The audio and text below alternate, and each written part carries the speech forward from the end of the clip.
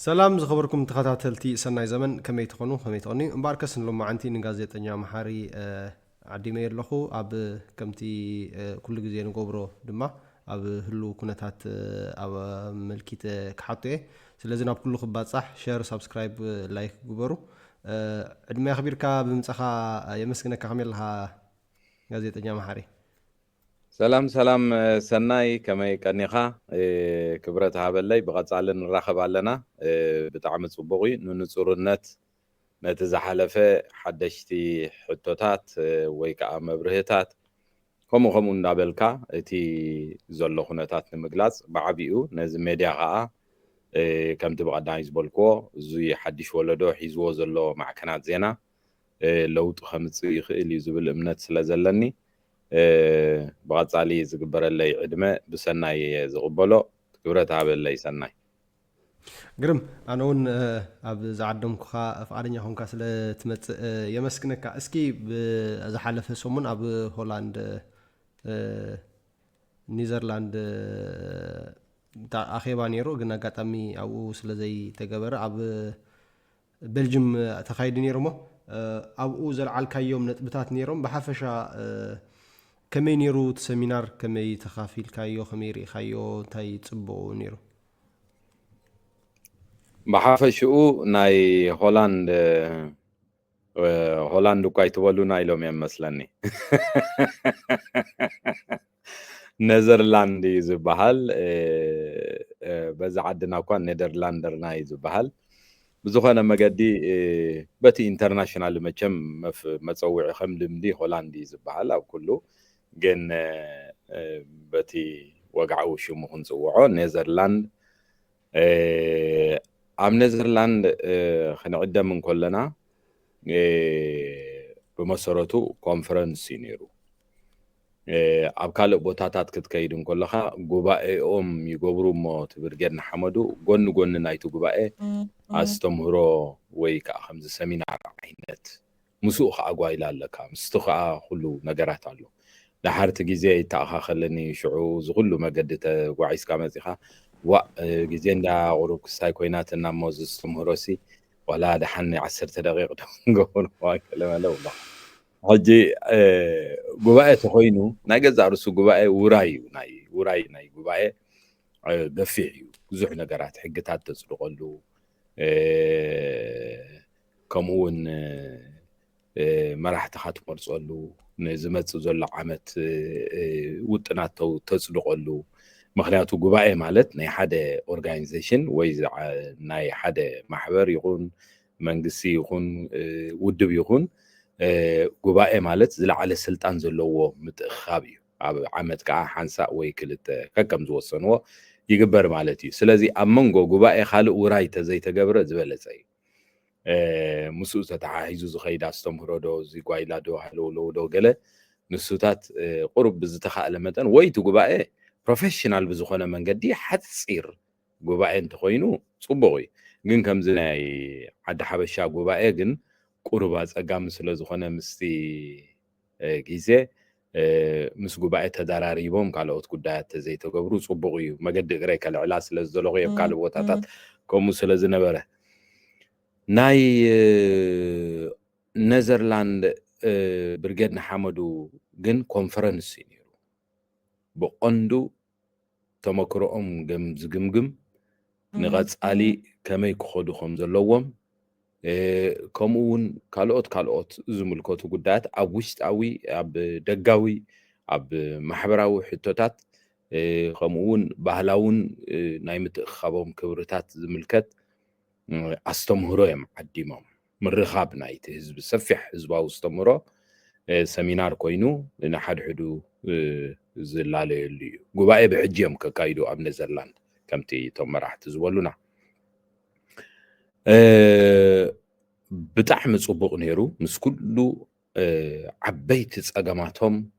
ኣብ ኔዘርላንድ ዘለዉ መንእሰያት ብርጌድ ንሓመዱ ኣባላት ይኾኑ ተደጋገፍቲ ናይቲ ምንቅስቓስ ይኹኑ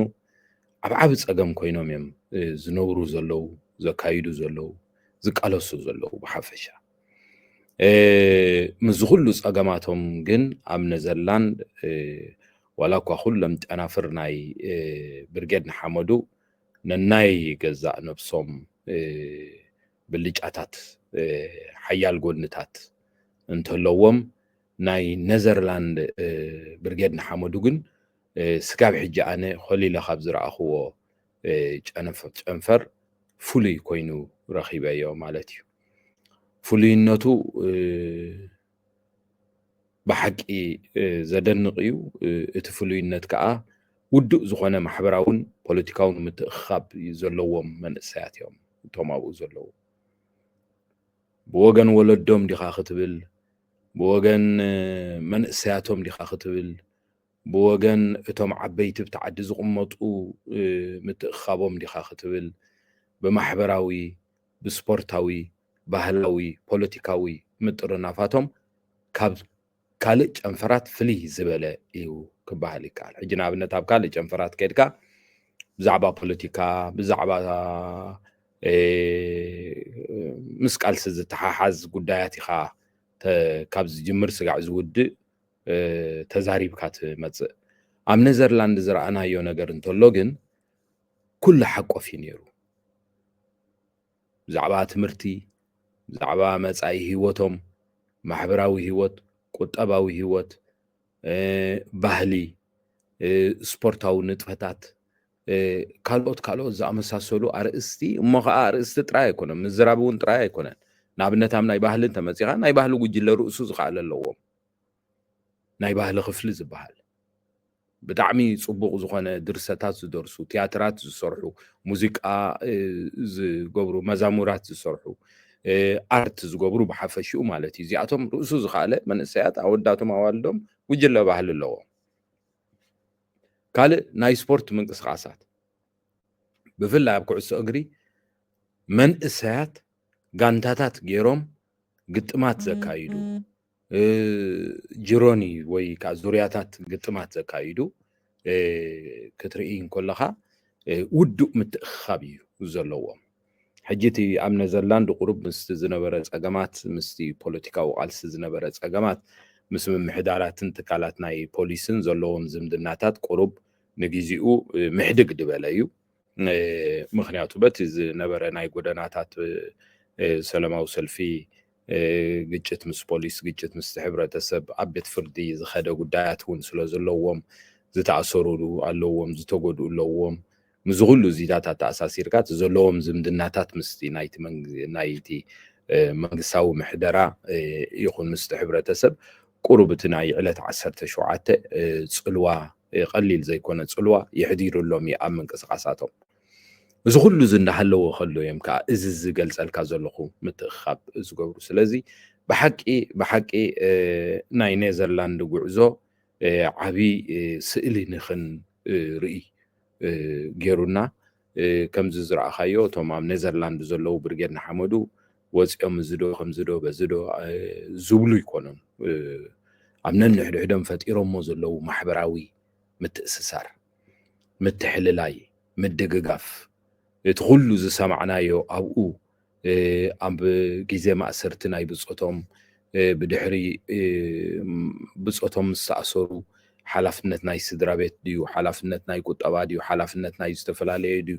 እቲ ኣብ ኔዘርላንድ ዘሎ መንእሰይ ብርጌድ ንሓመዱ ጨንፈርን ወሲዱ ዘረኣዮ ተኣምራታዊ ዝኾነ ዛንታ ዝሰማዕናዮ ብጣዕሚ ዘደንቕ ነገር እዩ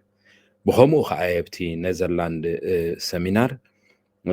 ምንቅስቃስ ብርጌድ ንሓመዱ ኣብ ሆላንድ እዩ ኣብ ኔዘርላንድ ይኹን ኣብ ካልእ ዓለም ክቁርጠም ዘይክእል ሩስን ዓረር ኮይኑ እዩ ዘሎ ንድሕሪት ክመልሶ ዝኽእል የለን ነዚ ምንቅስቃስ እዚ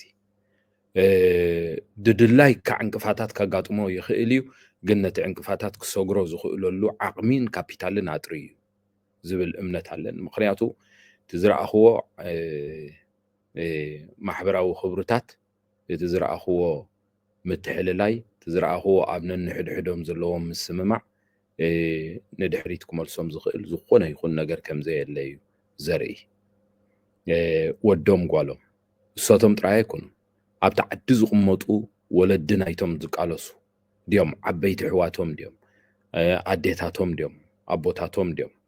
قدايم تقال استوديوم مستم من إساس زلوهم متحاز زقرم نقري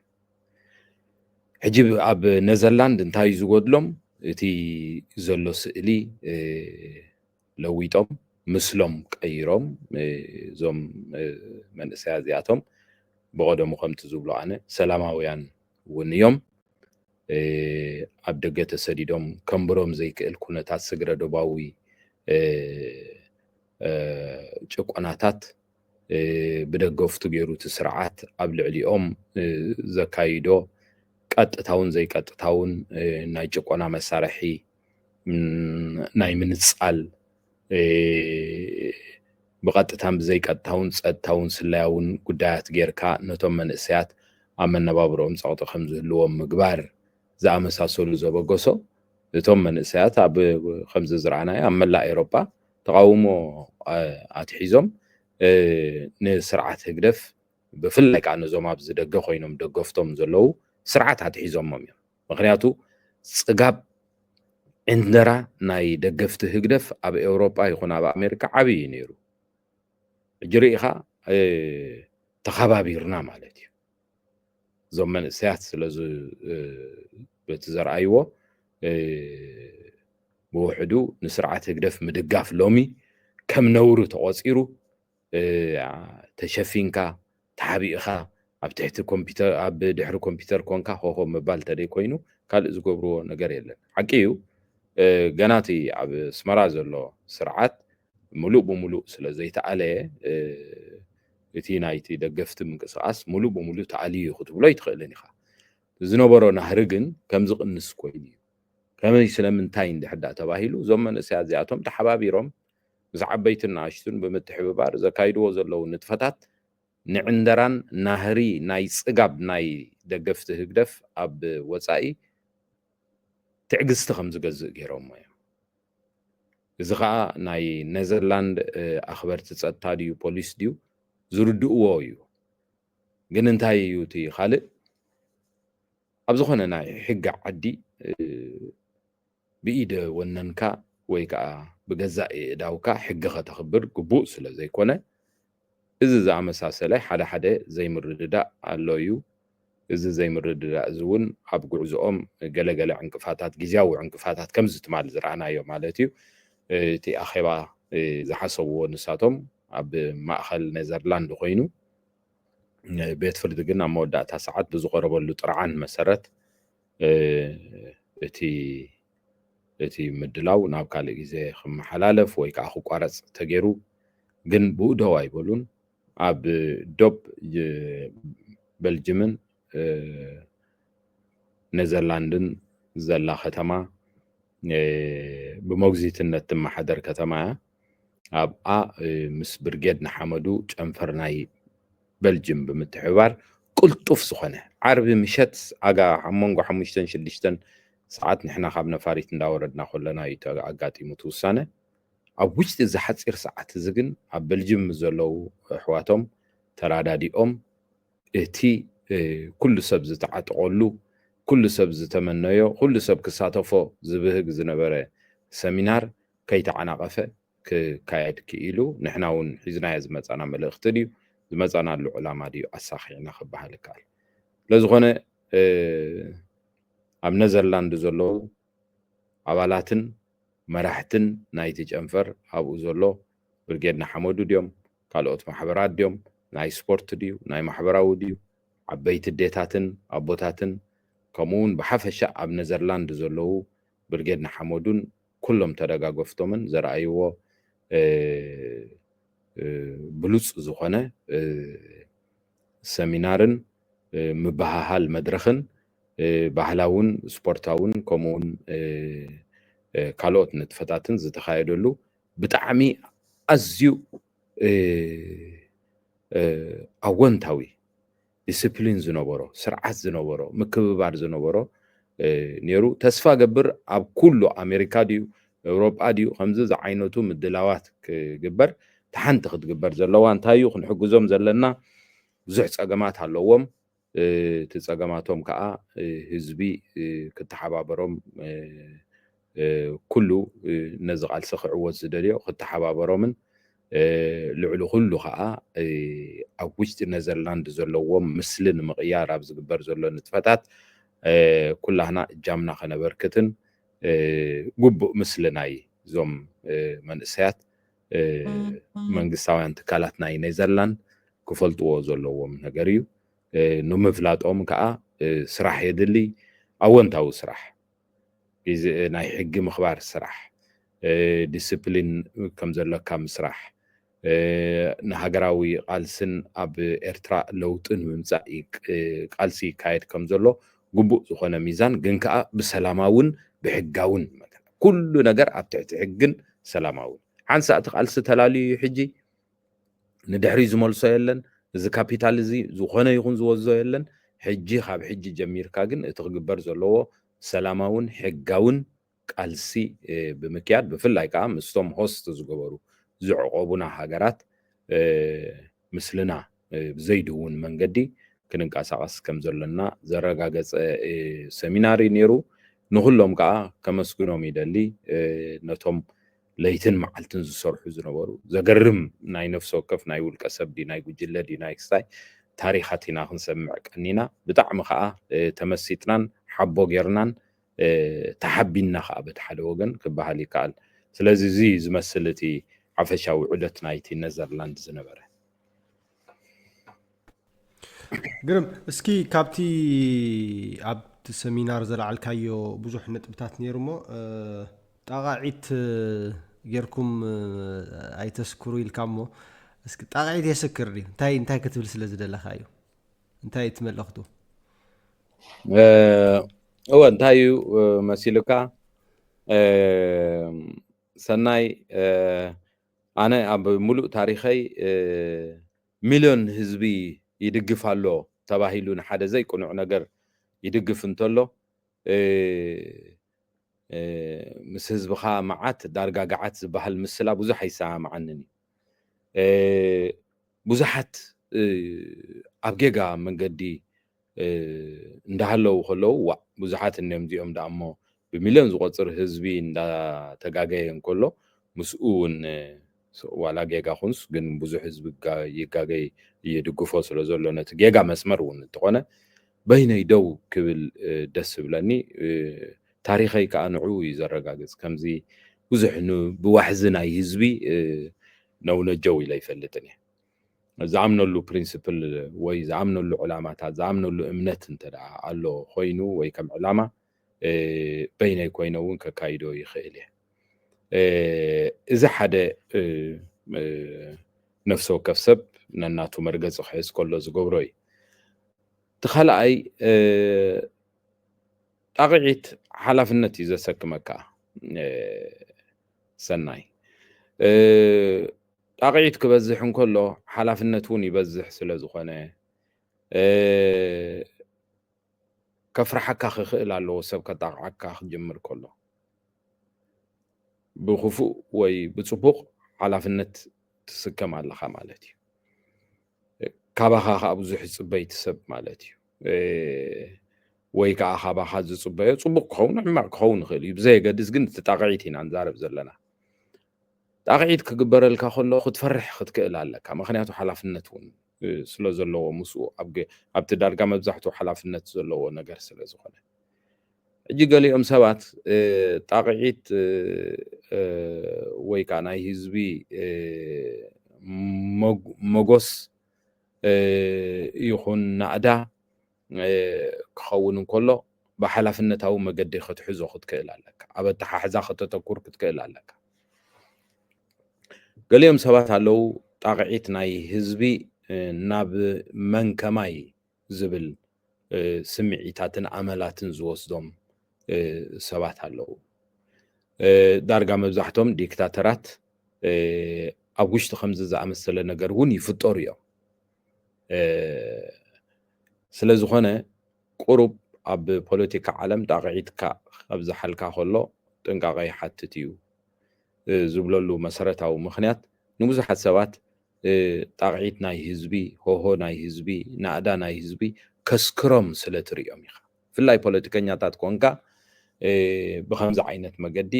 ስኽራን ከጋጥመካ ይኽእል እዩ من كماي حزب دغفنيو إلكا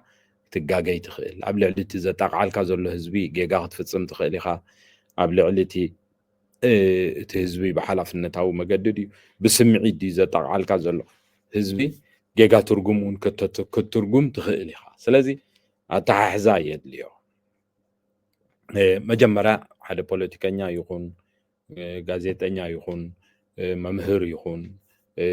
ካልኦት ዝተፈላለዩ ናይ ሞያ ወገናት ሕብረተሰብ ዝህበካ ክብሪ ወይ ሕብረተሰብ ዝህበካ ጣቂዒት ብግቡእ ስእሊ ክትርጉሞ ክትክእል ኣለካ እንተዘይኮነ እንተደኣ ኣብ ትርጉም ተጋጊኻ ናብ ስኽራን ገፁ ከኺደካ ይኽእል እዩ ስለዝኾነ ኩሉ ግዜ ጣቂዒት ናፈራሕናሉ ክንከይድ ክንክእል እንዳተጠንቀቕና ክንከይድ ክንክእል ኣለና ምክንያቱ ክንድቲ ዝተጣቃዓልካ ክንድኡ ኢኻ ሓላፍነት ትስከም ስለዝኾነ ቀሊል ዘይበሃል ሓላፍነት ትስከመሉ ስለዝኾነ ኣነ ከምኡ ኢለ ዝላቦ ንኣብነት ከም ኣቶ ኢሳያስ ገይሩ ዝተናእደ ገይሩ ህዝቢ ዘጣቅዓሉ ልክዕ ከምቲ ኣብ መፅሓፍ ቅዱስ ዘንበብናዮ ኣብ ግዜ ትንሳኤ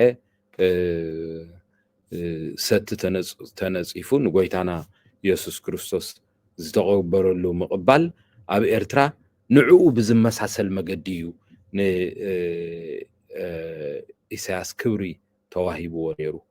እዚ ክብሪ እዚ ግን እንታይ ገይርዎ ኢሳያስ እንድሕር ደኣ ኢልና በንፃሩ እዩ ሕጂ እዚ ስኽራን ዝፈጠሮ ዘይትርጉሙ ዝተዋህቦ ነቲ ትማሊ ኣጣቂዑ ዝተቀበለካ ህዝቢ ን30 ዓመት ኣብ ምድማዩን ኣብ መፅናቱን ኣብ ምብካዩን ደቁ ኣብ ምሕዳግን ደቁ ሕዲካ ከዓ ምቕታልን ተዋፊሩ ዘሎ ኢሳያስ ነቲ ህዝቢ ኤርትራ ዝሃቦ ክብሪ ብግቡእ ስለ ዘይተርጎሞ እዩ ኣብ መወዳእታ ከዓ ታሪክ ዘይብሉ መራሒ ኮይኑ ክተርፍ እዩ ታሪክ ዘይብሉ መራሒ ክብለካ ከለኹ ብጀካ ብግናይ ኢሳያስ ብፅቡቅ ክለዓል ዝኽእል ኣይኮነን ብፍላይ ናቱ ስርዓትን ናቱ ሌጋስን ኣብ ዘይህልወሉ እዋን ሙሉእ ብሙሉእ ካብ ስልጣን ተኣልዩ ኣብ ዝቃልዓሉ እዋን ብሙሉእ ጉዱ ክወፅእ ስለ ዝኾነ ጉድሮ እውን እቲ ፍርቂ ጉዱ ኮና ኢሳያስ ኮ ወፅኢ ኮ እዩ እዚ መንእሰይ ኮ ዝትማል ተኣኪቡ ዝረኣኻይ መንእሰይ ድዩ ኩሎም መላእ ዓለም ዘሎ መንእሰይ ኮ ውፅኢት ታሪክ ናይ ኢሳያስ ኮ እዩ ብሰንኪ ሕሰም ናይ ኢሳያስ ካብ ዓዱ ዝተባረረ ካብ ዓዱ ተሰዲዱ ናብ መኸተ ዝኣተወ መንእሰይ ስለዝኾነ እንታይ ኢና ክንብል ንኽእል ዝወሃበካ ህዝባዊ ክብሪ ብግቡእ ክትርጉም ክትክእል ኣለካ ዝወሃበካ ህዝባዊ ክብርን ጣቂዒትን ከዓ ከስከረካ የብሉን ንዝብል ደወል ክድውል ስለ ዝደለኹ እየ ከምኡ ዝበልኩ ክብል ኢለ ግርም ፅቡቕ ማዕዳይ ፅቡቕ መተሓሳሰቢ እዩ ኣብ ሓቆፍቲ ክንከውን ኣለና እውን ኢልካ ኣለኻ እሞ ካልኦት ኣካላት ሕብረተሰብ ክሳተፉ ኣለዎም ኢልካ እውን ተንኪፍካ ኣለኻ ንኣብነት ብርጌድ ንሓመዱ ኢትዮጵያ ዝገብሮ ዘሎ ትዕዘቦ ኣለኻ ናይ ዓፋር ኣብኡ ተረኺቦም ነይሮም እዮም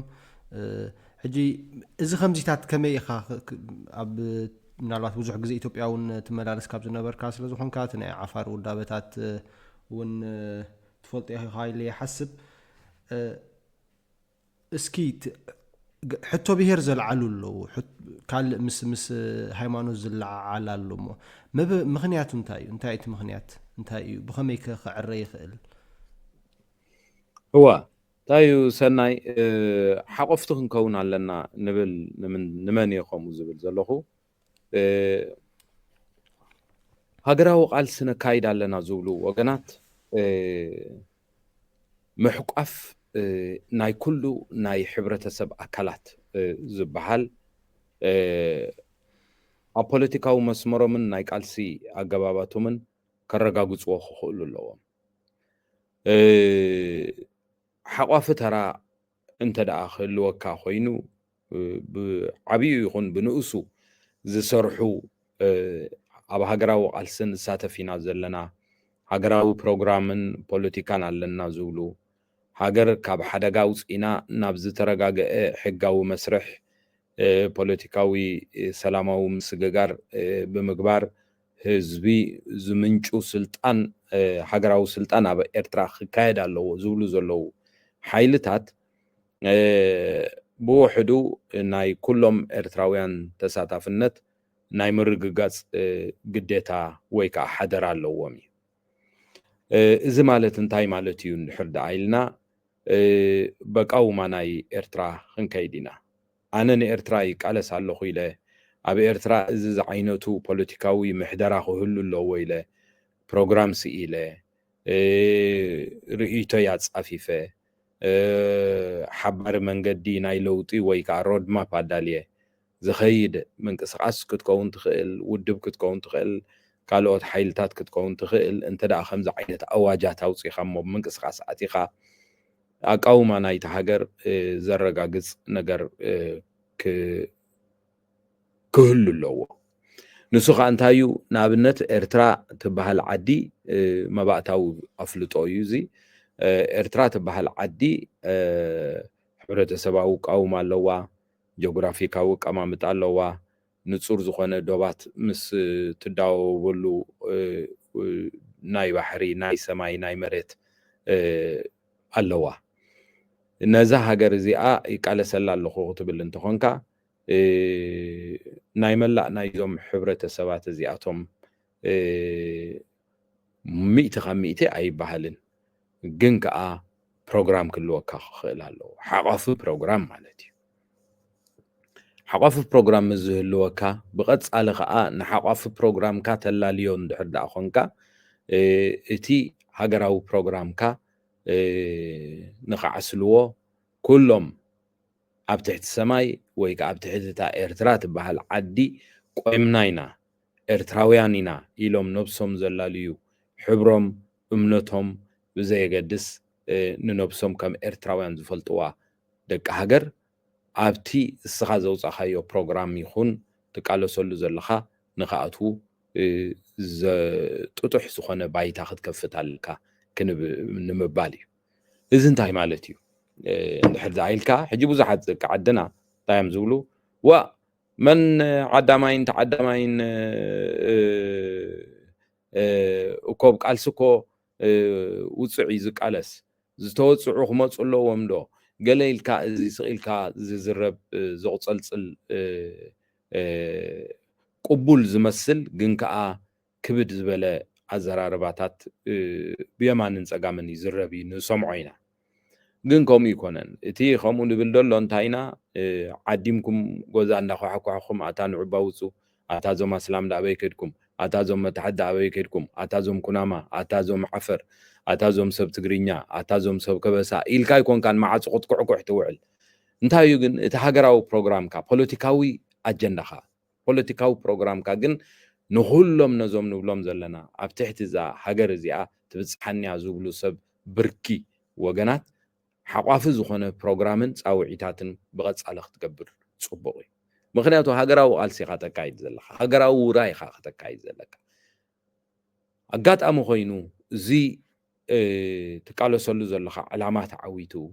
ኣብ ስልጣን እንተደኣ መፂኻ ነቲ እስኻ ትውክሎ ወይ ዝመፃኻሉ ሶሻል ቤዝ ናትካ ንኣብነት ኣነ ወዲ ትግርኛ ወይ ወዲ ከበሳ ካብቲ ትግርኛ ዝዛረብ ሕብረተሰብ እየ መፅአ እንተ ደኣ ቃለስ ኣለኹም ሞ በጋጣሚ ኣብ ስልጣን መፅአ ነቲ ዝመፃ ኩሉ ህዝቢ ወይ መበቆለይ ዘመሓድር መንግስቲ ጥራይ ኣይኮንኩን ከቕውም፣ ኤርትራዊ መንግስቲ እየ ከቕውም። ኤርትራዊ መንግስቲ ከተቕውም እንተኾንካ ከዓ መንግስቲ ብባህሪኡ ንኩሎም ኣብታ እዛ ኤርትራ ተባሂላ ንፅርቲ ዝኾነት ሃገር ዘለዉ ህዝብታት ንዕኦም ዘመሓድር መንግስቲ እየ ክተክል። ስለዚ ናቶም ተሳታፍነት እንድሕር ዘይፀኒሑ ኣውቶማቲካሊ ነቲ ዝቐውም መንግስቲ ብዓይኒ ጥርጣራ እዮም ዝጥምትዎ። ብዓይኒ ጥርጣራ ሓሊፎም ከዓ ክቃለስዎ እዮም። ክቃለስዎ ጥራይ ደይኮኑ ከዓ ከውድቕዎ እውን እዮም። ስለዚ ኮነ ከዓ እዩ ንሕና ሰላማዊ ዝኾነ ዝተረጋገአ ለውጢ፣ ዝተረጋገአ መንግስትነት፣ ዝተረጋገአ ቀጻሊ ምሕደራ ናይ መንግስትነት ኣብ ኤርትራ ክህልወና እንድሕር ደኣ ኮይኑ ሓቆፍቲ ክንከውን ኣለና ኢልና ንዛረበሉ ዘለና ኣርሒቑ ዝጠመተ ሓሳብ ናይ ፖለቲካ እዩ። ኣርሒቑ ዝጠመተ ናይ ሓደ ሃገር ምሕደራ ክትክተሎ ዘለካ ስትራቴጂ እዩ እጂ ውሕዳን ዝቆመ መንግስቲ ቶም ዝበዝሑ ይቃወምዎ ንኹሉ ዝሓቆፈ ዝተዓወተ ቃልሲ ግን ኩሉ ሓቂፉ ስለ ዘሎ ተመገዱ ስሉጥን ዝተደምደመን ንጹርን ስለ ዝኸውን ብቐጥታ ንሃገራዊ ረብሓ ኣብ ዝስርሑ መደባት እዩ ዝኣቱ ማለት እዩ እንተዳ ከምኡ ዘይጌርካ ግን ናይ ጋማን ፖለቲካ ናብ ዝነበሮ ኢኻ ትምለስ ኩሉ ዝጥርጥረካ ኩሉ ዝሓምየካ ዝተወሰኑ ወገራት ዝቃለሱኻ እዚ መንግስቲ እዚ ዓይናትናን ይዝብሉ ይሓዱ ይብዝሑ ዝህሉ ወገናት እንዳፍረኻ ስለ ትኸይድ ከም ዝተኻእለ መጠን ኣብ እዋን ቃልሲ ዝጅምሩ መባእታዊ ናይ ሓቋፍነት ባህሪ ክህሉ ጽቡቕ እዩ እዚ ንደቂ ኸበሳ ጥራይ ኣይኮነን ዝምልከት እንኮላይ ነቶም ካልኦት ንኤርትራ ትብፅሓና እዮም ዝብሉ ወገናት እውን ዝምልከት እዩ ንሶም እውን ከምኡ እቲ ካልእ እውን ከምኡ ትወዲ ኸበሳ ተኾይኑ ወዲ ኸበሳ ትወዲ መታሕቲ ተኾይኑ ወዲ መታሕቲ ትክርስቲያን ተኾይኑ ትክርስቲያን ትስላማይ ተኾይኑ ኣስላማይ ኩሎም እዚኣቶም ተሓባቢሮም ሓቋፊ ዝኾነ ተራ ክፃወቱ ክኽእሉ ኣለዎ በይንኻ እንተተቃሊስካ በይንኻ ኢኻ መንግስቲ ተቕውም በይንኻ መንግስቲ መስቆምካ ከዓ በይንኻ ዝቆምካዮ መንግስቲ ዝቃወመካ ሓይሊ በይንኹም ኢኹም ኣቑምኩሞ ንሕና ከዓ ናትና ከነቕውም ኢና ዝብል ሕቶ ወይ ከዓ ትርፊ ኢኻ ተትርፍ ስለዝኾነ ከዓ እዩ ካብ ቃልሲ እዋናት ሒዝካ ማዕፆኻ ዝተራሕወ ንኩሉ ኤርትራውያን ዝብፅሖ ምክንያቱ ጉዳይ ኤርትራ ኢኻ ልዒልካ ዘለካ ሕጂ ኣብኡ ኢና ክንርስዕ ዘይብልና ኤርትራ ዝበሃል ሃገር እንተልዒልካ ግድነት እዩ ነታ ኤርትራ ትበሃል ሃገር ወይ ከዓ ኤርትራ ትበሃል ዓዲ ዝገበረ ብዙሕነት ኤርትራ ትበሃል ዓዲ ዝገበረ ምትእኽኻብ ኤርትራ ትበሃል ዓዲ ዝገበረ ሰብርካ ሓይልታት ባህርያዊ እዩ ንዕኦም ጠርኒፍካን ኣኪብካን ክትከይድ ወይ ከዓ ንዕኦም ክጥርንፍ ዝኽእል መደብን ፕሮግራምን ሰሪሕካ ዝኽየድ ክኸውን ሎም ከይመፁኻ ክእሉ እዮም ፅባሕ ክመፁኻ ክእሉ እዮም ግን ሓደ ውዱእ ዝኾነ ሃገራዊ ፖለቲካ ግን ክህልወካ ክኽእል ኣለዎ ስለዚ ተሓቋፍነት ትበሃል ከምዚ ገሊኦም ዝርድእዋ ገዛ ገዛ ክሓኳሕ እንዳበልካ ኣህያታ ንዑታ እንተኾንኩም ምሳና ደይትቃለሱ ገለ ከምኡ ዝርድእዎ ሰባት ኣለዉ ኣነ ገለ ክሰምዖም ከለኹ ግርም ይብለኒ ስቕ ከዘይብሉ እዮም ብዛዕባ ፖለቲካዊ ሓቋፍነት ዝበሃል ነገር መጀመርያ ክትፈልጦ ክትክእል ኣለካ እንታይ ማለት እዩ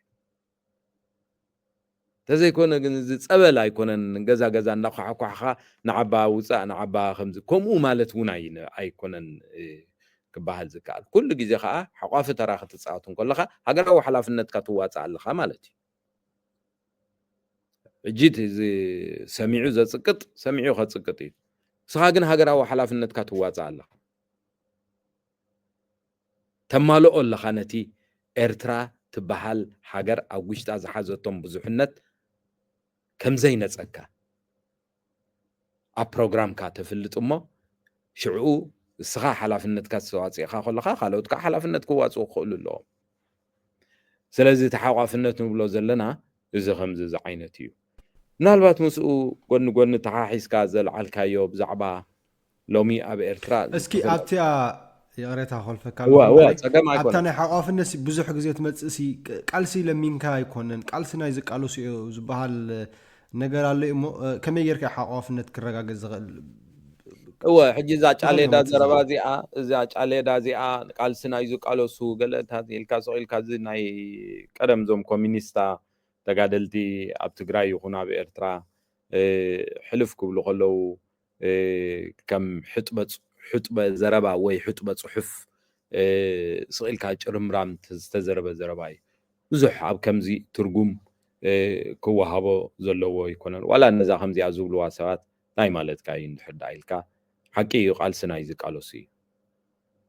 ኩሉ ኢኻ ኣይኮነን ዝቃለስ ቶም ተቃለስቲ ዝበሃሉ ከዓ ኣከብቲ ኾኑ ማለት እዩ ኣብ ኤርትራሲ ቶም ነፃነት ንምምጻእ ዝተኻየደ ቃልሲ ጽሩያት ተተባህሉ 80,000 ዝኾኑ ሰባት እዮም ተቃሊሶም ካብኦም ቶም 80,000 ከዓ 450 በሎም መራሕቲ ነይሮም እዚኦም ተቃለስቲ እዮም እንታይ ግን ገይሮም ተቃልሲ ኩሉ ከም ዝሳተፎ በተዛማዲ እየ ዝብለካ ሃገራዊ ቃልሲ እንዳበሉ ብቐጻሊ ይጽውዑ ነይሮም ጻውዒት የቕርቡ ነይሮም ኣብቲ ቃልሲ ክጽንበር ሰብ ኩሉ ሓደ ወገን ዘይኮነ ከዓ ኩሉ ወላ ብጀብሃ ወላ ብሻዕብያ ንምንታይ መስልካ ሃገራዊ ቃልሲና ነካይድ ኣለና ኢሎም يأمنوا تراي دي كونه برنامجهم كم وصل زنبرة عقفت اليوم نيرو ما ينورون كالو قداي جن بتزامدي درجة ملا إرترا زلوا وجنات كويشين كابدجن نتهاجر أو عالسي يساتفون نيرو تساتي فوق بحالك دين دحر العري خاسي كل نتن أبي إرترا زلوا حبرة سبات بغزري كعبي نقص يخيلي قنت تساتفنت نيرو لم تاي تساتفنت تاير ترى تبصح الناس لزوبليا اجي قال سناي تقالستي وقليلكا نص اجزو خنه يس قال سناي تقالستي تمكو قالو سوز مرصو خا سفحتي ادماساويان حقفتي كونو خلو خا زياده خبري يمزرخو ماموق يمزرخو بين خاتقلس اني حكا زعوت كايو ما ليا زي يقولوا تقاوموا زلو حيلتات كتت انا قد كاب تفتن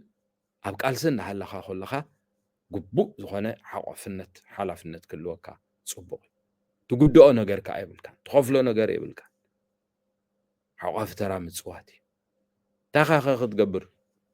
بين خان عخذ دغف قطرا عند حدا تاخاخب كونكا قالسنا يتقالستي الكا صباح نغو هاغراو قالسي يعويتكا نابه غصكا خاخت كيد كم بحدش دي خاخت جمر مللاي ناي قالسخا نخالوت وغنات وي نخال حزبتات حجي زومكم زوبلو سولكا ጭرحو زيو سناي مرتعستو زلوون ايكون حجي نابنت ابزيا مدرخنات كامصيخا قالسنا يتقالستي تبلالخا انتهي تو ديفينيشن مستي ارتراب ناي بوزحنت هاجر مخانخه قالسنا يتقالستي لكا نخالق وغنات معصو خير حخان تخيدكا نابي كبخمي كتتعارقو تخيل وينتاي ناتكا ديفينيشن اندحر دايلكا منم زبلوخا ነገር የብሎምን ጭሩح ያዚያ ዘረባዚያ ቃልስና ይተቃለስቲ ዝተ እንታይ ዝበሃል አለካ ማዓት ገግናዩ ዝኾነ ጭሩحታት ሓንቲ ነራ ንዝተቃወሙ ሰባት ስቕን ምባል ትግበር ዝነበረት ኣብ ዝደኸመይ ተአለ ዋላ ኣብዚ ስምረት ኣብዚ ስምረት ዝበሃል ናይ መንእሰያት ቃልሲ ሓንቲ ካብታ ንስምረት ዝረመሰት ጭሩح ያዚያ ናይ ሕማቃት ጭሩح ከዓ ያዚያ ሰናይ ምክንያቱ ሕቶታት ዘልዕሉ መንእሰያት ነይሮም ናበይ ገጽናይና ዝብል ነይሩ ንዓኣቶም ንምድሃል እንተዳ ደኺምካ ተሳለዶ ገለዶ ኢልካ ዝናይ ኮሚኒስታ ጭሩحታት ጨፍላቂ ጭሩحታት ጌርካ ሰባት ብምድሃል ዝግበር ዝነበረ ናይ ሞብ ጃስቲስ ኣብ ልዕሊ ተቃለስትን ሕቶ ዘልዓሉ ክሪቲካል ምዃን ኣብ ቃልሲ ክንፈትዎም ክንክእል ኣለና ክሪቲካል ሕቶ ዘልዕሉ ሰባት እሳቶም ዝያዳ ከነኽብሮም የብልሑኻ እዮም ዘለዉ ርኢቶኦም ቅቡል ከይከውን ይኽእል ነቲ ንዓኻውን ግን እቲ ኣንግል እቲ ምጥማቶም እቲ ብኻልእ ዓይነት ሸነኽ ነቲ ቃልሲ ክሪቲክ ምቕራቦም ክትፈትዎ እዩ ዘለካ ምክንያቱ ይሕግዙኻ እዮም ዘለዉ ብኻልእ ንኽትሓስብ ይደፍኡኻ ኣለዉ እዚ ከዓ የብልሓካ እዩ ንዓኻ ንድሕር በሊሕካ ከዓ ቁኑዕ ትኸውን ማለት እዩ ወይ ዝተተኸኸለ ቃልሲ ተካይድ ለዝኾነ ንዖም ንምእላይ ተባሂሉ ኣብቲ ስምረት ዝበሃል ምንቅስቃስ ንስምረት ጠቕላላ ዝበተነ ርኢቶ ናይ ኮሚኒስታ ርኢቶ ናይ ጨፍላቕቲ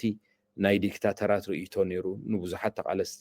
ንምድኻም ተባሂሉ ዝተገብረ እቶም ብርኢቶ ፍልይ ዝበሉ ንዓቶም ንምንጻል ተባሂሉ ዝግበር ዝነበረ ጭርሖታት እዞም ከምዚኦም ዓይነት ጭርሖታት ኣብዚ ሒዝናዮ ዘለና ናይ ዝመንእሰይ ቃልሲ ከም ዝተኻእለ መጠን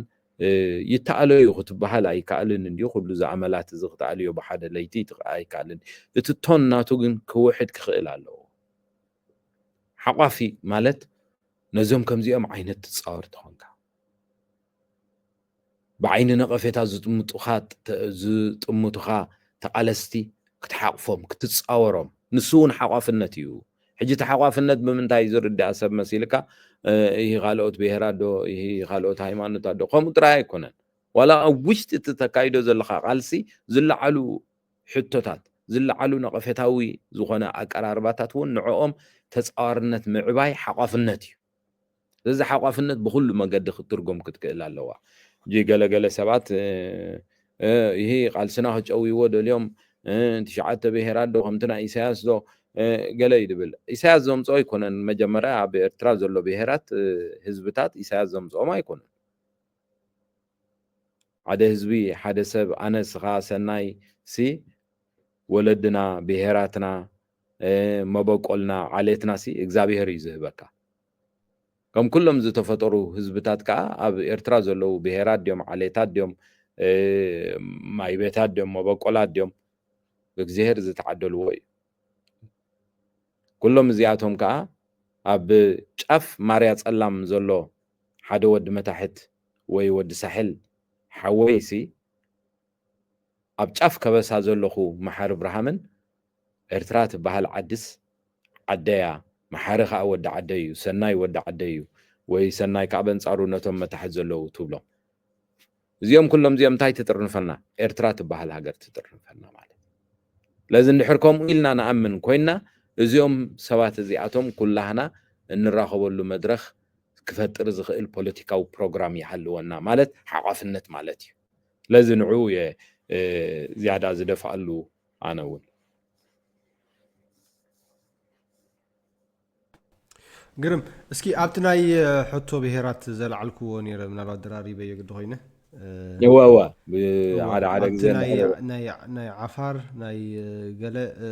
نالوات برقدنا حمودو مسؤو خسرح ون اب مدرخ تراخي بلو تحطو بهرات ون اسكي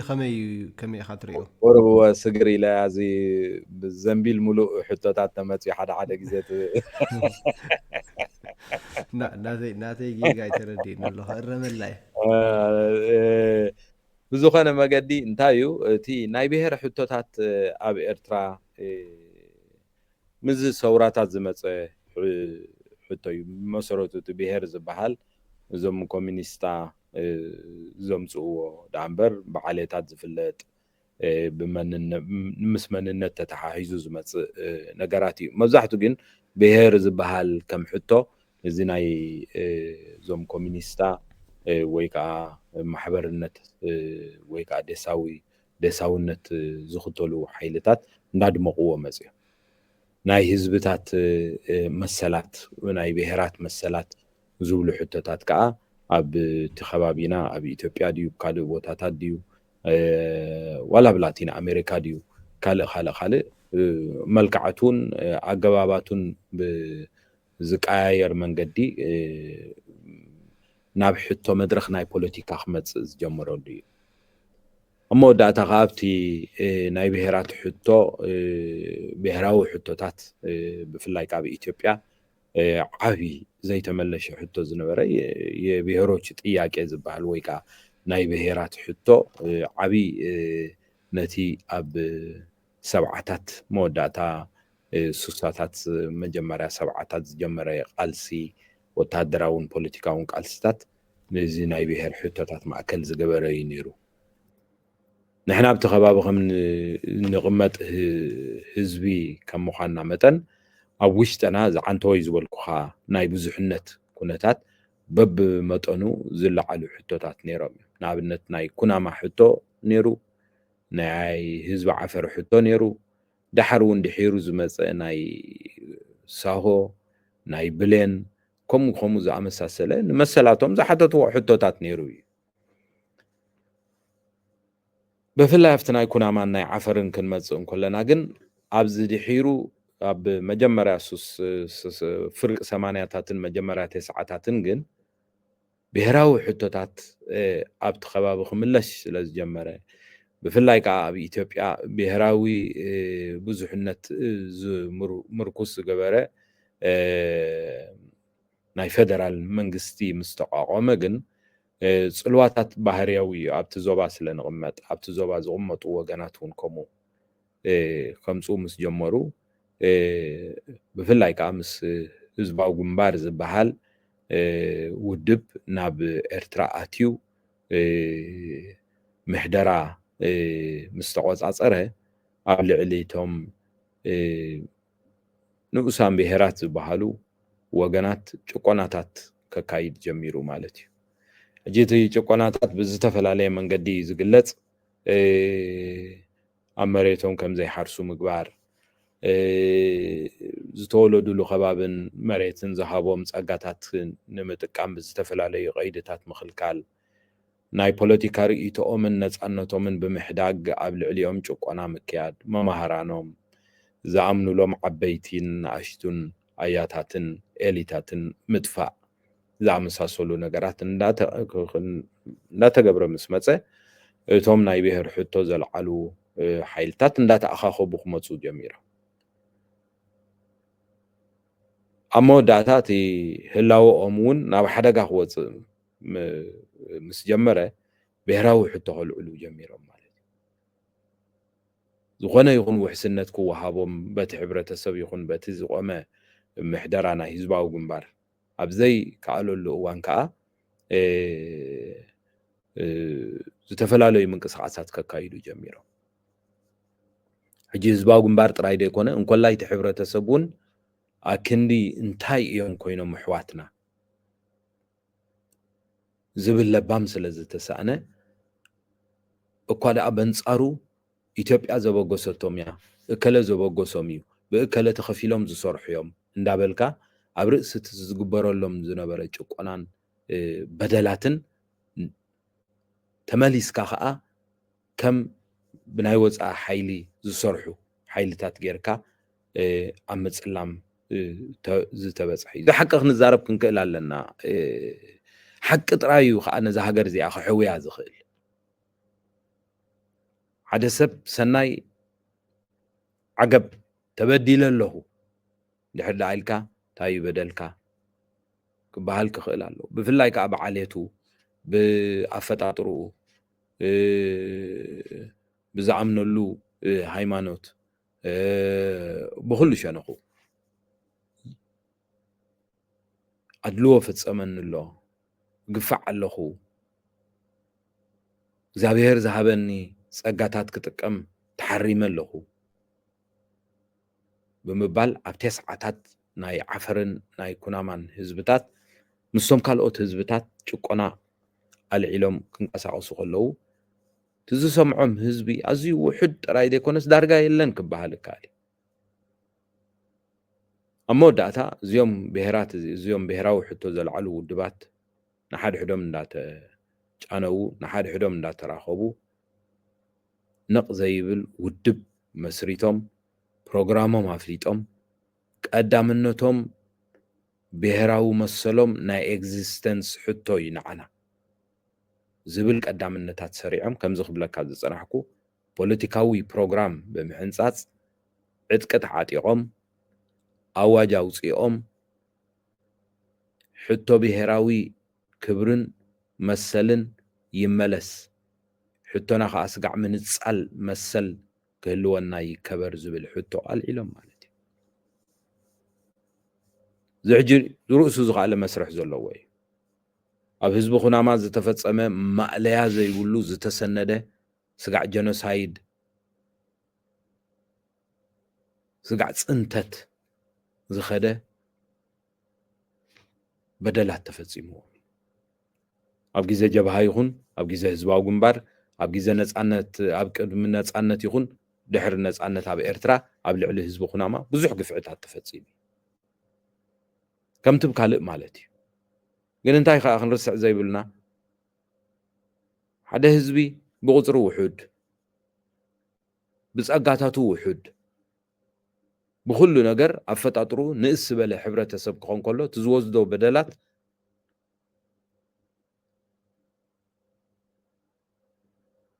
ዓብ ክኸውን ይኽእል እዩ ለዚ እዚኦም ናይ ዓፈር ይኹን ናይ ኩናማ ብሔረሰብ ኣብ ኤርትራ ንኡሳን እዮም ዝበሃሉ ንኣሽትዮም ማለት እዩ ምስቲ ካልእ ብዕቤት ከተረኣዮም ከለኻ ኣብ ርእሲኦም ዝወልድ በደል ከዓ ኣብ ርእሲ ምንኣሶም ብቁፅሪ ብዝውንንዎ ዓቕሚ ብዘለዎም ፀጋታት እዩ ሕጂ ንኡሳን ዘብሎም ማለት እዩ በሪ ከም ሰብ ንኡሳን ኮይኖም ኣይኮኑን ግድነት እዩ ዘይውሕስነት ክስምዖም እዚ ክርዳእሎም ዝኽእል ሕብረተሰብ እዚ ክርዳእሎም ዝኽእል ኤሊት እዚ ክርዳእሎም ዝኽእል ፖለቲካዊ ስርዓት ስለ ዘይፀንሐ ከዓ ቱ ደ ኤክስትሪም ማለት እዩ ናይ ምንፃል ሕቶ ከይተረፈ ልዒሎም ማለት እዩ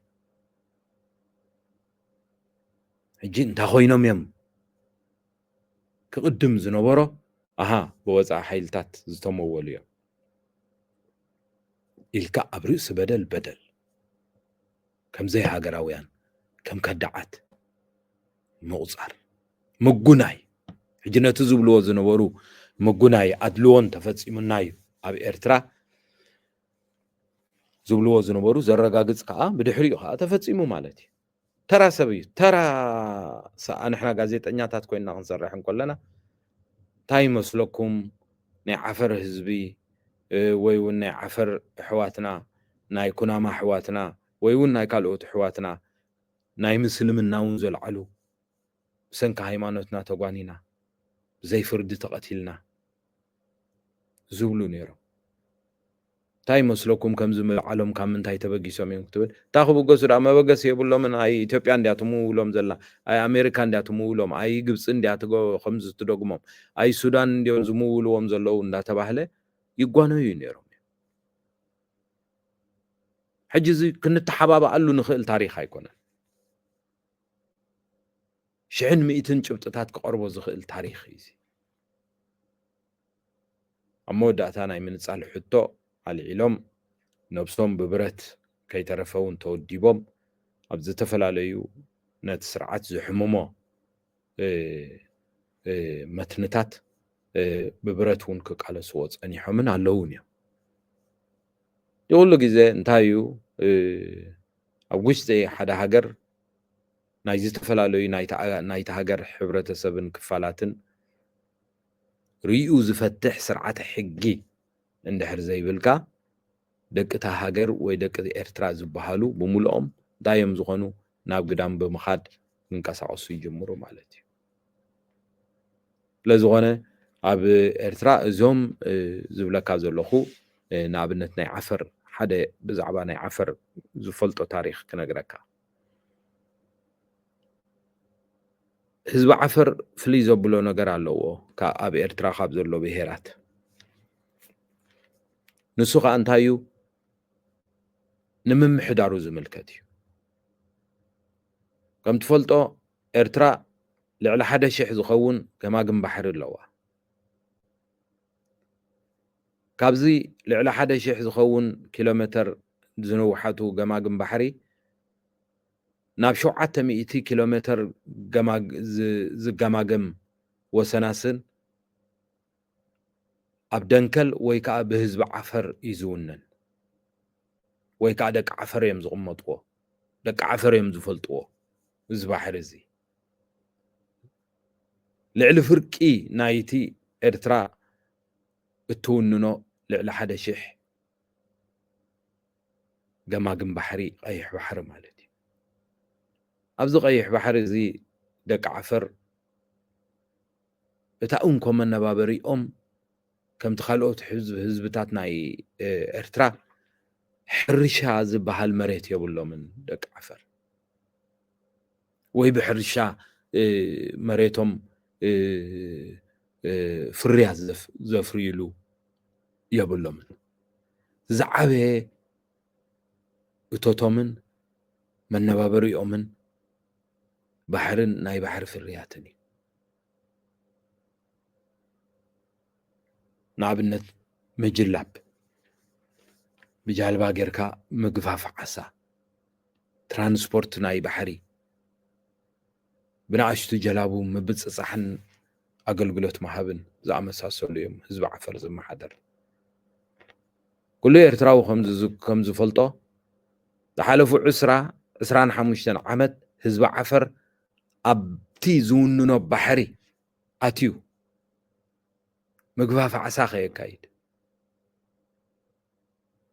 ጀላቡ ተጠቂሙ ዝተፈላለዩ ናይ ባሕሪ ንጥፈታት ከየካይድ ብሕጊ ሻዕብያ ወይ ብሕጊ ህግደፍ ተኸልኪሉ እዩ ፀኒሑ ካብ 1994 ጀሚሩ ስጋዕ ዝትማሊ ማእለያ ዘይብሎም ደቂ ዓፈር ብጥሜት ተቆስቲሮም እዮም ኣባ ተወልደ ብርሃን ፀጋይ ዝተባህለ ናይ ካቶሊካዊት ቤተክርስትያን ካህን ብዛዕባ ብህዝቢ ዓፈር ዝወረደ ግፍዒ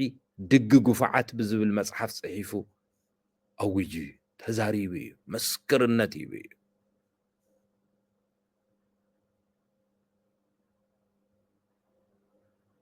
ህዝቢ ብጃምላ ክቕፃዕ እንከሎ ኣብ ኤርትራ ዓገብ ዝበለ ኣዝዩ ውሕድ እዩ ብዘይካት ዝገፍዕ ዘሎ ስርዓት እየ ዝብለካ ዘለኹ ለዚ እዞም ህዝብታት እዚኣቶም ኣብ ቅድሚኦም ዘሎ ኣማራፂ ክወስዱ ብእግዚኣብሔር ዝተዋህቦም ፀጋ እዩ ሕጂ ጥኒንን ምባል ትርጉም የብሉ ሓቆፍቲ ንኹን ንብሎ ዘለና ከዓ ንከምዚ ንወዲ ከምዚታትኒ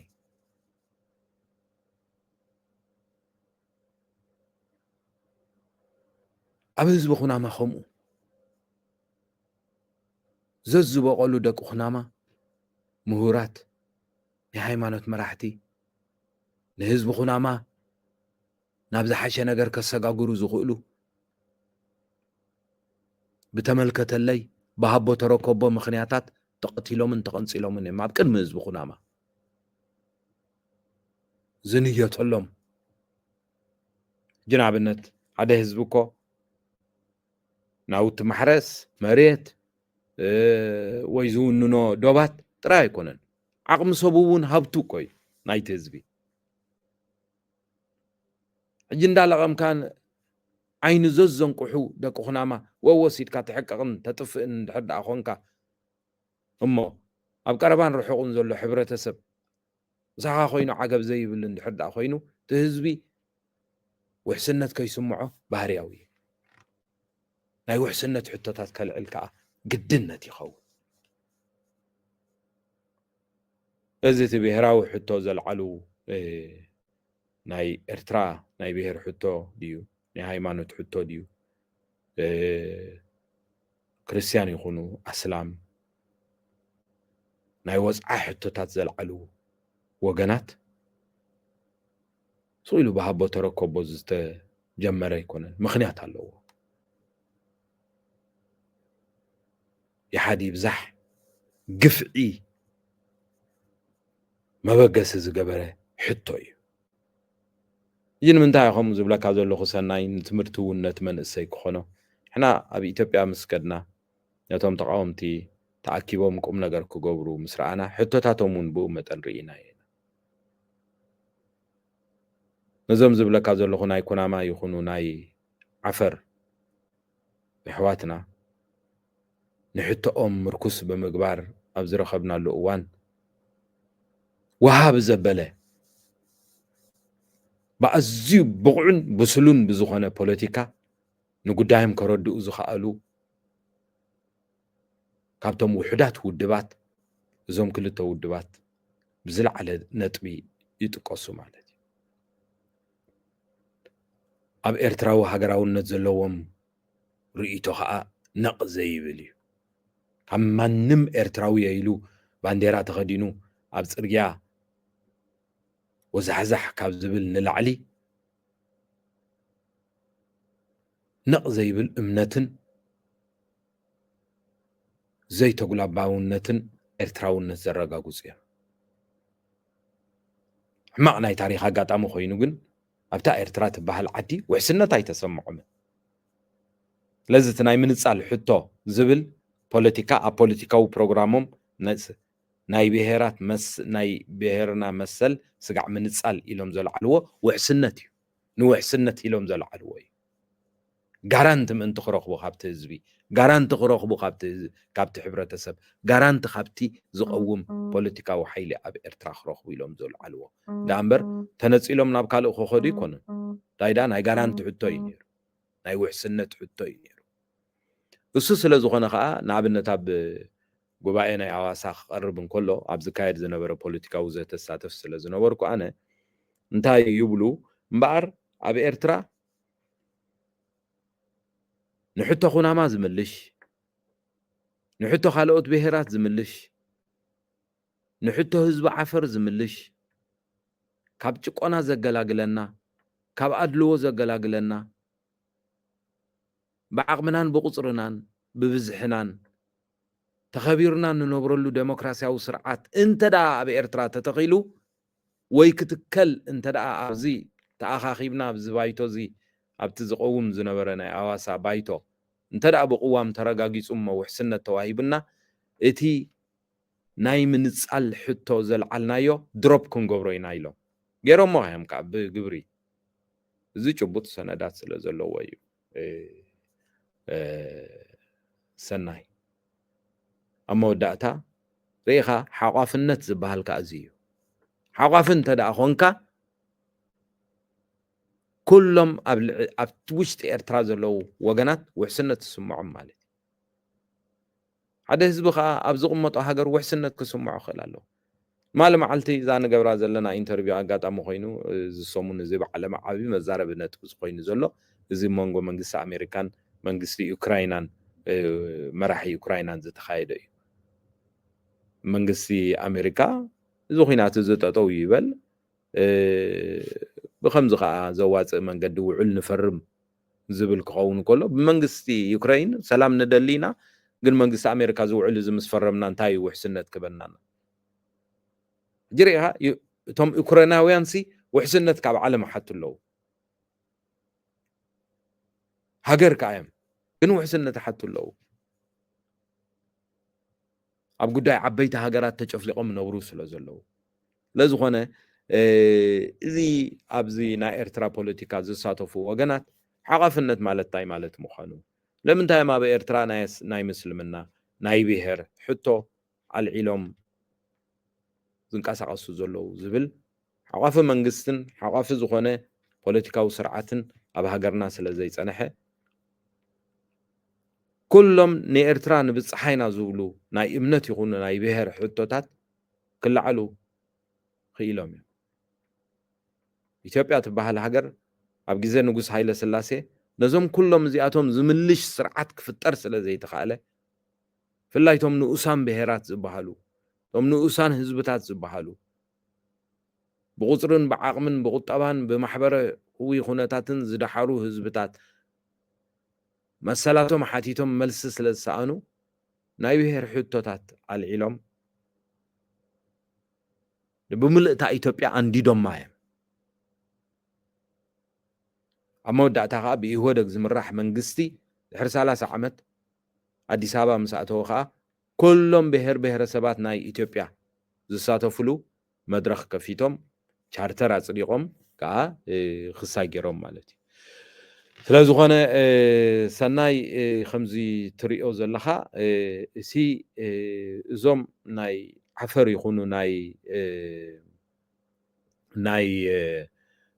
ኩናማ ሕብረተሰባት ስጋዕ ሕቶኦም ዘይተመለሸ እዋን እቲ ሕቶ ክቕፅልዎ እዩ እጂ ንኣብነት ኣብዚ ሕጂ ዘሎ ተኣፋፊ ኩነታት ኣንጻር ስርዓት ኢሳያስ ኣፈወርቂ ምስ ካልኦት ብቐንጠብጠቡ ዝኣተዎ ውዕላትን ናይ ሃገርና ክብርታት ክፃወት ድሕሪ ምፅራሕ ኣብ መጨረሽኡ ናብ ነፍሱ ሓዊ ክከዓወሉ ዝቐረበሉ እዋን ክትርኢ እንድሕር ደኣ ኮንካ እቶም እዚ ዓይነት ሕቶ ናይ መሰል ዘልዓሉ ወገናት ኣንጻር እቲ ስርዓት እዮም ተላዒሎም ዘለዉ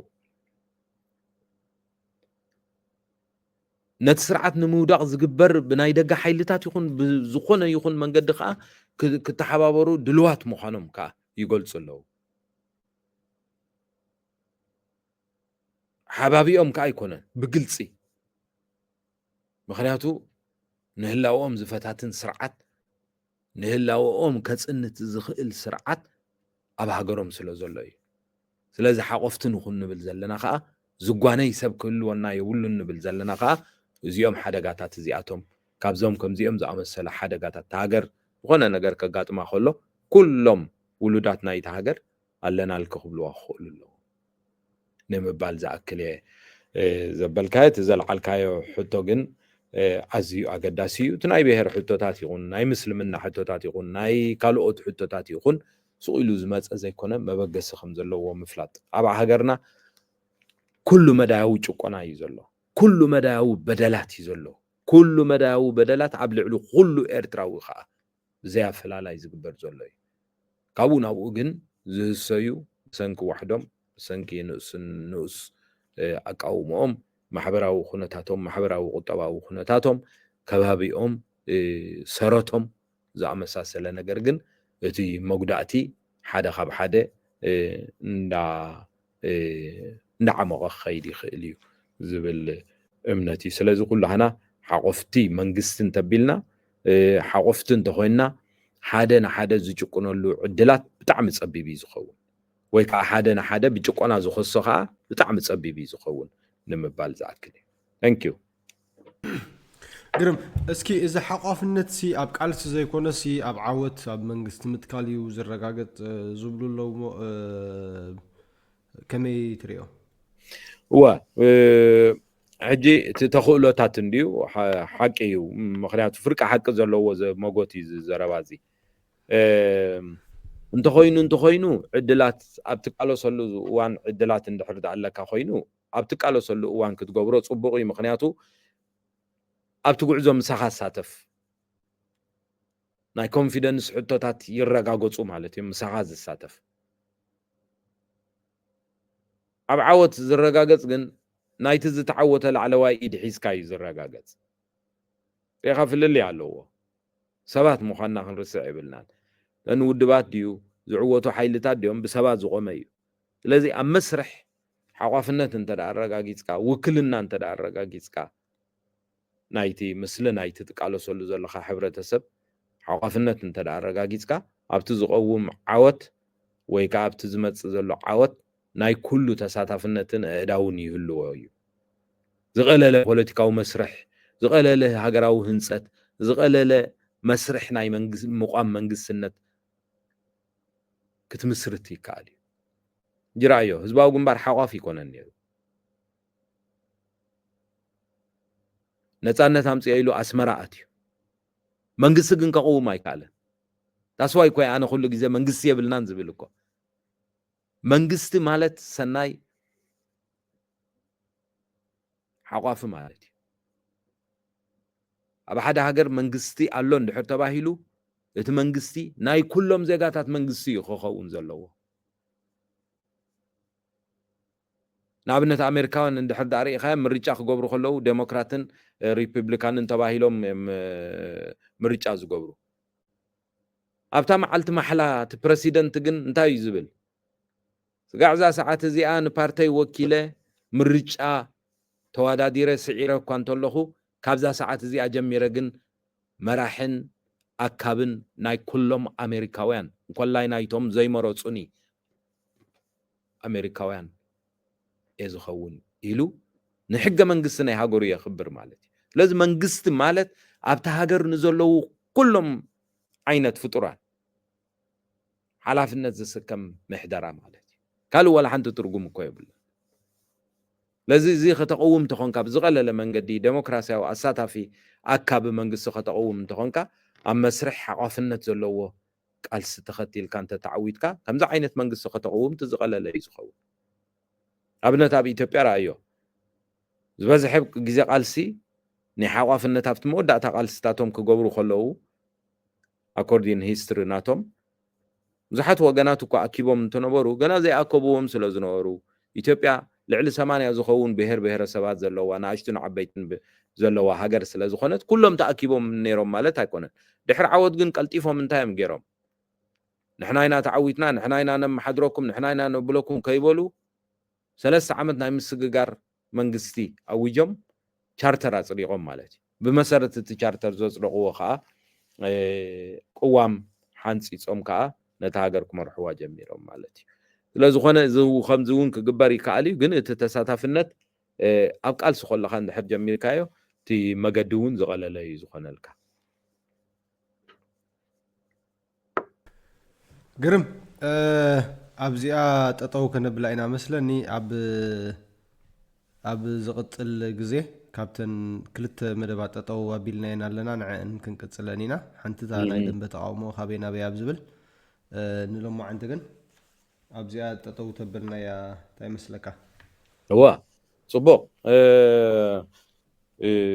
ኩሉ ግዜ ኣብ ንጥፈታትኩም ኣብ ስራሕኩም ስኹም ከም መንእሰያት ምክንያቱ መጻኢና ኤርትራ ዕድል ኣብ መንእሰይ ስለ ዝኾነ መንእሰይ ብዛዕባ መንግስታዊ ምሕደራ ብዛዕባ ቃልስን ሓቋፍነትን ሓቋፍነት ኣብ ሓደ ሃገር ዘለዎ ተራ እንታይ እዩ ዝብሉ ሕቶታት ንባብ ክህልዎት መንእሰይ ጽቡቕ እዩ ሓደ ዓዲ ብውስናት ሰባትን ብዝፋለጡ ሰባትን ጥራይ ዝመጽእ ዓዲ ኸድካ ሰላም ዘለዎ ኩነታት ክትፈጥር ኣይትኽእልን ኢኻ ለዝኾነ ብዙሕነት ተሳታፍነት ሓቋፍነት ዝኣመሳሰሉ ናይ ፖለቲካ ኣምራት ብግቡእ ክትንተኑ ብግቡእ ተተንቲኖም ከዓ ኣብ ተግባራውነት ክውዕሉ ጽቡቕን ናይ ሓደ ተባዕ ቃልስን ተቓለስትን ስራሕ ስለ ዝኸውን ጽቡቕ ዝሓስቡ ሰባት ሓቋፍነት ብዙሕ ትርጉም እዩ ዘለዎ ሓቋፍነት ናይ ምጽዋር ባህሊ እዩ ናይ ምእካብ ባህሊ እዩ ሓድነት ናይ ምፍጣር ባህሊ እዩ ሓቋፍነት ንሓደ ሃገር ናብ ዝሓሸ ደረጃ ምዕባለ ንኽበጽሕ እንድሕር ደኣ ኮይኑ ሓቋፍነት ናይቶም ውሉዳት ደቂ ሃገር ኣዝዩ ኣገዳሲ እዩ ስለዝኾነ እዞም ከምዚኦም እንታይ ማለት እዩ ሓቋፍነት እቲ ናይ ኢንክሉሲቭ ንብሎ ማለት እዩ ነዚታት ብግቡእ ኣብ ኣስተምህሮታት ድዩ ኣብ ዝተፈላለዩ ፖለቲካዊ መድረኻት ድዮም ዓዊልካ ክትዛረበሎም ዘለካ ነገራት እዮም ስለዚ ምናልባት ተዓንተ ወይ ዝበልካያ ምናልባት ንዓ ንምድጋም ዝኣክል ዓቋፍነት ዘረጋገጽ ግን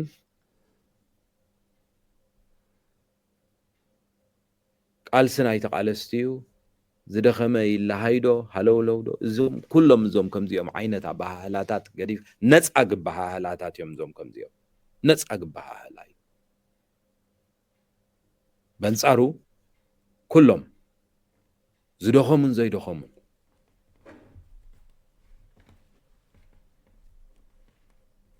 ዝረሓቁን ዝቐረቡን ንዑ ንተኣከብ እናበልካ ብዘይ ምስልካይ ጻውዒት ምግባር ንዑ ዝሕግዝ ፖለቲካዊ መድረኻትን ጎስጓሳትን ምግባር ንዑ ዝሕግዝ ፖለቲካዊ ፕሮግራም ምስኣል ንዑ ዝሕግዝ ማዕፁ ምኽፋት ግን ክኸውን ኣለዎ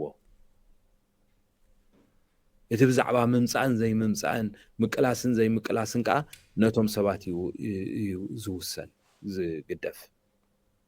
ድሓር መወዳእታ ከዓ እኮ ሓደ ሃገር ከከም ብፅሒትካ ኢኻ ተልዕል ማለት እዩ